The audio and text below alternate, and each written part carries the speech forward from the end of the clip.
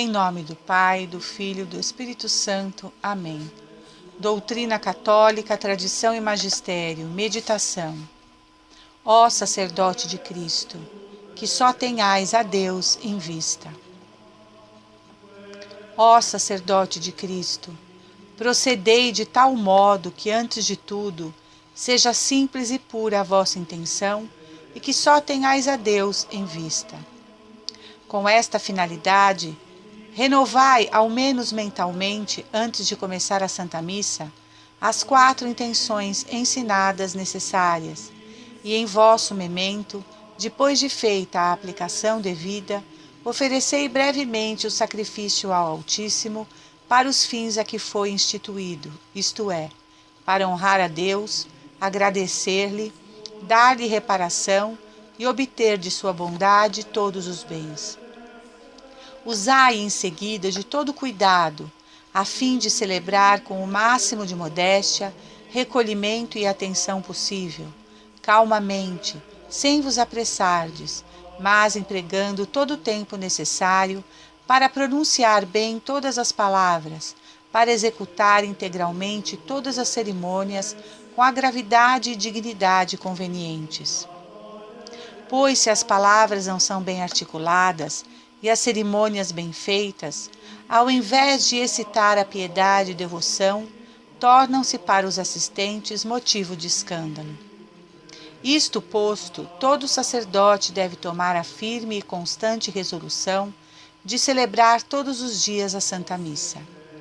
Se na igreja primitiva os leigos comungavam diariamente, é de crer com mais forte razão que os padres celebravam todos os dias. Santo André dizia a seu perseguidor: Quotidie emolo Deo agnum immaculatum. Ofereço diariamente a Deus o Cordeiro Imaculado. E São Cipriano, em uma de suas cartas, dizia: Sacerdotes, que sacrificium Deo quotidie immolamus. Nós, sacerdotes, que cada dia oferecemos a Deus o sacrifício. São Gregório Magno conta que São Cassiano, bispo de Narni, tinha o costume de celebrar a Santa Missa todos os dias e que seu capelão recebeu de Deus a ordem de dizer-lhe que fazia muito bem e quão agradável lhe era a devoção do santo bispo, estando-lhe reservada grande recompensa no paraíso. Ao contrário, os padres que por negligência omitem a celebração da Santa Missa prejudicam imensamente a Igreja e de um modo que ninguém pode calcular. É bem conhecida a sentença do venerável Beda: Sacerdos qui abisque legitimo impedimento missae celebrationem omititi, quantum in ipso est santissima trinitatem privat laude et gloria, angelos letitia peccatoris venia, justus a subsilio et gratia, existentem purgatorio subsidio et refrigerio, ecclesiam ipsam ingenti beneficio et se ipsum medicina ei remédio. O sacerdote que, sem um legítimo impedimento, omite a celebração da Santa Missa, enquanto lhe é dado, priva os pecadores de perdão, os justos de graça, as almas do purgatório de refrigério e socorro, toda a Igreja de imenso benefício, enfim a si próprio de medicina e remédio. Onde encontrareis ladrão tão audacioso que de uma vez cometa um roubo de tal importância como este padre que, omitindo sem motivo a Santa Missa, subtrai tão grandes bens aos vivos, aos mortos e a toda a Igreja? Múltiplas ocupações não constituem desculpa. O bem-aventurado Fernando, arcebispo de Granada, e ao mesmo tempo primeiro-ministro do reino, e portanto assoberbado de afazeres, celebrava ainda assim diariamente. O cardeal de Toledo comunicou-lhe que a corte lamentava que, com tantos negócios a atender, celebrasse diariamente. É justamente por isso, respondeu o servo de Deus, Já que suas altezas impuseram-me aos ombros fardo tão pesado, não acho para manter-me melhor sustentáculo que o santo sacrifício da missa, no qual vou aurir forças e coragem para desempenhar minhas funções. Muito menos vale para escusar-se uma espécie de humildade como a de São Pedro Celestino. A ideia sublime que ele fazia deste mistério leva-o a abster-se de celebrar diariamente. Apareceu-lhe, porém, um santo abade e lhe disse severamente: E que serafim digno de celebrar encontrareis no céu? A escolha de Deus para ministros do santo sacrifício não recaiu sobre os anjos, mas sobre os homens, como tais sujeitos a 1000 imperfeições. Está bem que vos humilheis, mas celebrai diariamente, que tal é a vontade de Deus. No entanto, para que a frequência não diminua o respeito, esforçai-vos para imitar esses santos que se salientaram especialmente pela modéstia e devoção nos santos mistérios. O grande e ilustre arcebispo São Herberto celebrava com tão extraordinário fervor que parecia um anjo do paraíso. São Lourenço Justiniano ficava imóvel no altar. Seus olhos pareciam rios de lágrimas e seu espírito se empolgava todo em Deus. Entre todos, porém, distinguia-se São Francisco de Sales. Jamais se viu um padre subir ao altar com mais majestade, respeito e recolhimento.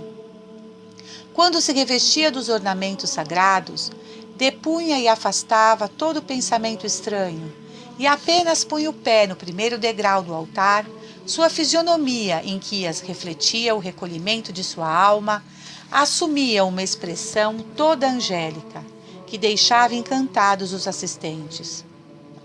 Mas como encontravam esses santos tantas delícias espirituais na celebração da Santa Missa? É que celebravam como se estivessem em presença de toda a corte celeste. Assim acontecia realmente a São Bonete, bispo de Clermont. Uma noite em que ficara sozinho na igreja, apareceu-lhe a Santíssima Virgem, rodeada de uma multidão de santos. Alguns dentre eles perguntaram à augusta rainha quem devia celebrar a Santa Missa. Bonete, o meu servo bem-amado, respondeu ela. O santo bispo, ouvindo pronunciar seu nome, recuou assustado, buscando esconder-se, e a parede de pedra sobre a qual se apoiou por um grande milagre amoleceu. A forma de seu corpo aí ficou impressa e ainda se pode ver. Sua humildade só lhe serviu para o tornar mais digno. Teve de celebrar em presença da Santíssima Virgem, com assistência de todos aqueles cidadãos do céu. Depois da Santa Missa, a Santíssima Virgem Maria deu-lhe uma alva de fulgente brancura e de estofo tão fino como não se pode encontrar nenhum comparável. Ainda hoje se venera esta alva como preciosa relíquia. Com que modéstia, pergunto-vos, com que recolhimento e amor não terá ele celebrado aquela Santa Missa? Se este exemplo, entretanto, vos parece por demais extraordinário, imitai então a conduta do glorioso São Vicente Ferrer. Diariamente ele celebrava a Santa Missa antes de pregar a um inumerável auditório. Ora, 2 coisas ele levava ao santo altar: uma soberana pureza de alma e uma extremada compostura exterior. Para conseguir a primeira, confessava-se cada manhã: E eis o que quisera de vós, ó sacerdote, que buscai a maior honra de Deus ao celebrar os santos mistérios.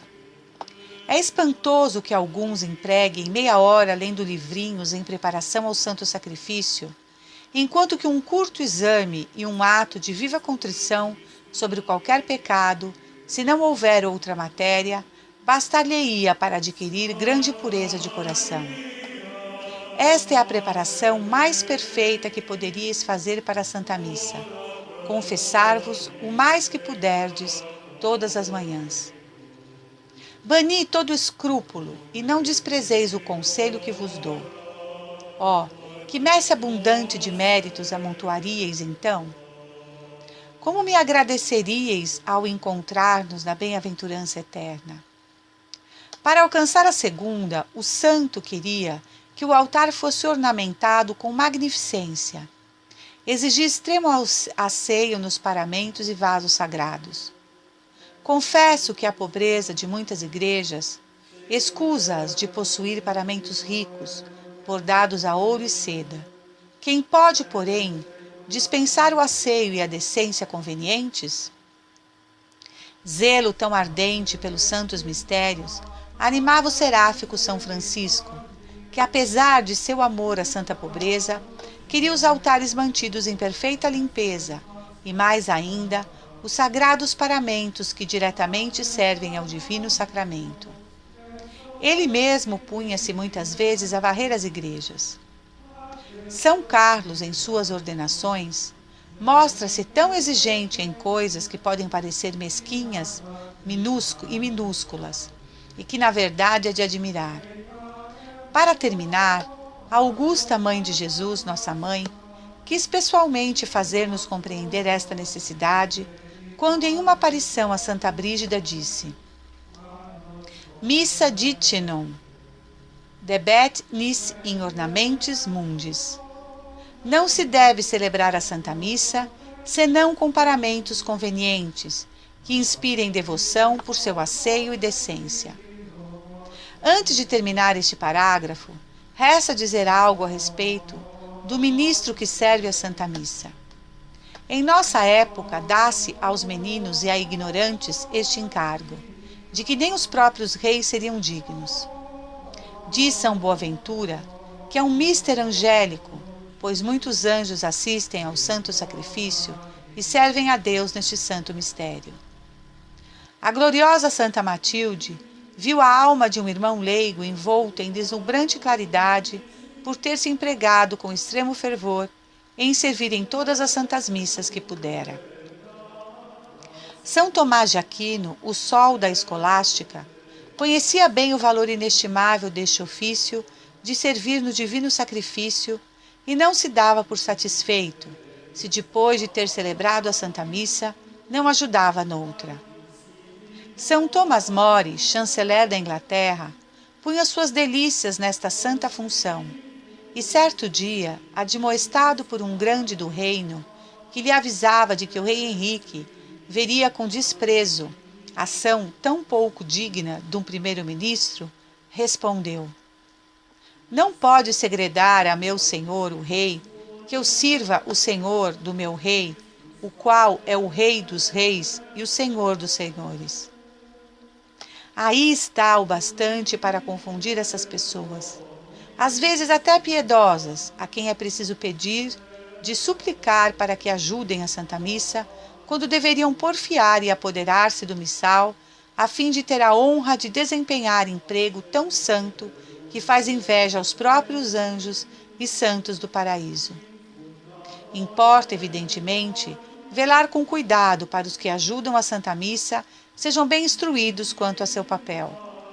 Devem manter os olhos baixos, uma atitude modesta e piedosa. Cumpre-lhes pronunciar as palavras distintamente, docemente, em voz não baixa demais, que o sacerdote não os ouça, nem por demais alta, que incomode os que celebram nos altares próximos. Dever-se-ia outrossim excluir certos meninos muito levianos que brincam e fazem barulho e perturbam o recolhimento do sacerdote. Rogo a Deus que inspire aos homens prudentes dedicarem a este ofício tão santo e louvável. Texto, fonte, Leonardo de Porto Maurício, As Excelências da Santa Missa. Louvado seja nosso Senhor Jesus Cristo. Salve Maria, viva Cristo Rei. Senhor, dai-nos a fortaleza dos mártires. Em nome do Pai, do Filho e do Espírito Santo. Amém.